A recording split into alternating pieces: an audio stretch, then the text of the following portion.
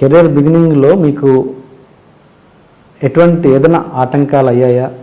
వాటిని మీరు ఎలా అధిగమించారు? ఆటంకాలంటే యాజ్ ఐ టోల్డ్ యూ, నాకు పాడతీగా అయిన తర్వాత పెద్దగా అవకాశాలు రాలేదు. చిత్రం నుంచే యాక్చువల్లీ అవకాశాలు స్టార్ట్ అయ్యాయి. ఆ తర్వాత పాడాను ఆల్మోస్ట్, అంటే తర్వాత అంతా కూడా హిట్లు అన్నీ పాడాను. నా ఆల్బమ్ ఒకటి చేసుకున్నాను. బ్రేక్ అంటే ఓన్లీ నేను మ్యారేజ్ చేసుకుని వెళ్ళటమే నాకు, that's the break for me.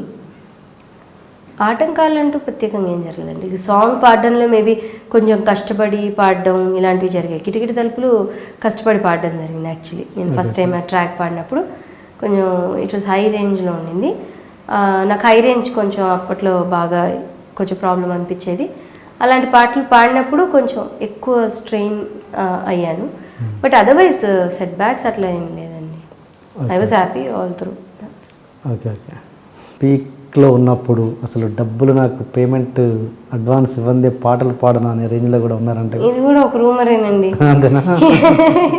ఎందుకంటే నేను పేమెంట్ తీసుకోకుండా పాడిన కాన్సర్ట్స్ ఏంటి, పాటలు ఏంటి, ఇన్ని ఉన్నాయి.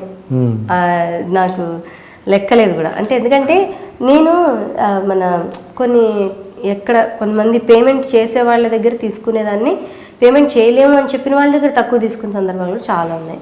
It's not like I never demanded. అది యాక్చువల్లీ సుమ దగ్గర నేర్చుకున్నాను అనమాట. యాంకర్ ఉన్నారు కదా Suma is a very balanced person అనమాట. అంటే నేను తనతో ఎక్కువ ట్రావెల్ చేశాను. నేను పాడేటప్పుడులో కాన్సర్ట్స్ అది వెళ్ళినప్పుడు she was the host anchor అనమాట for so many shows. So మేము మంచి ర్యాపో షేర్ చేసుకున్నాం అనమాట. అప్పుడు తను ఏంటంటే హయ్యెస్ట్ చాలా ఎక్కువ పేమెంట్ తీసుకున్న సందర్భాలు ఉన్నాయి, అసలు ఫ్రీగా పాడిన సందర్భాలు, మిడిల్లో తీసుకున్న సందర్భాలు.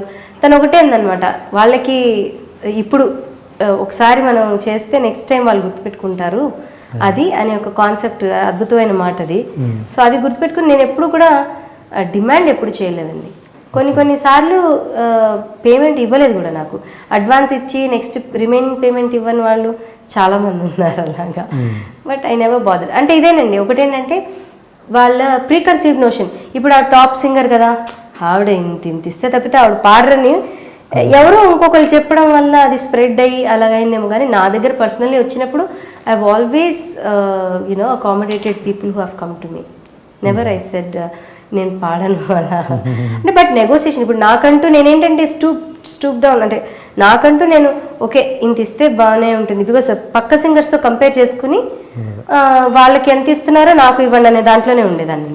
అంటే లేదు వాళ్ళకి ఇప్పుడు ఏదో ఒక జోక్ ఉంటుంది కదా, ₹1,00,000 ఇస్తే కాన్సర్ట్ చేస్తానంటే లేదు నాకు 50,000 కావాలి అని చెప్పి అలా వెళ్ళలేదు ఎలా ఇప్పుడు. But if they are willing to pay they'll pay. If they have any problem చెప్పినప్పుడు కూడా ఐ అక్నాలెడ్జ్. అలా అని అందరికన్నా లిస్ట్ నేనే తీసుకోవాలి ఇలాంటి అలా ఏం లేదు. కానీ అందరు ఎలా ఉంటారో నేను అంతే. ఇట్స్ నాట్ లైక్ నేనేదో ఎక్కువ నేను తక్కువ అలా ఇప్పుడు లేదు. Hi, you are watching iDream Media. Please subscribe for more videos.